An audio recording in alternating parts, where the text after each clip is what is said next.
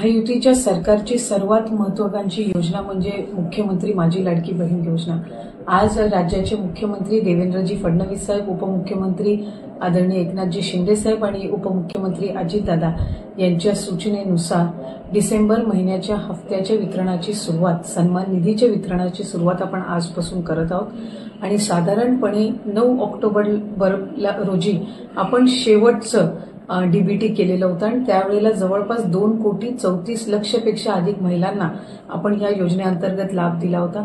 आज डिसेंबर महिन्याचा हप्ता वितरित करत असताना यामध्ये 2,34,00,000 महिलांचा समावेश तर आहेच, पण ज्या महिलांना आधार सीडिंगमुळे लाभापासून वंचित राहावं लागत होतं त्याच्यातल्या सुद्धा ज्यांची आधार सीडिंग झालेली आहे त्या लाभार्थ्यांना सुद्धा आज आपण लाभाच्या वितरणाची सुरुवात सन्मान निधीची करत आहोत आणि साधारणपणे 2,34,00,000 आणि आधार सीडिंग झालेल्या ज्या लाभार्थी असतील त्यांना लाभ वितरणाची सुरुवात आजपासून होत असताना येत्या 4 ते 5 दिवसांमध्ये टप्प्याटप्प्याने आपण या लाभाचं वितरण करणार आहोत। आज साधारणपणे आधार सीडिंग झालेल्या नव्याने झालेल्यापैकी 12 लाखापेक्षा अधिक महिलांना आपण लाभ वितरणची सुरुवात केलेली आहे।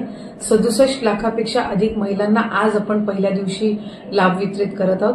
असंच उद्या, परवा आणि आणखीन पुढचे 2 दिवस असे 4 दिवस रोज महिलांना लाभ वितरण करण्यात येईल आणि अशा पद्धतीनं 2,34,00,000च्या पुढच्या ज्या आहेत अशा पद्धतीनं आपण त्यांना लाभ वितरण करणार आहोत।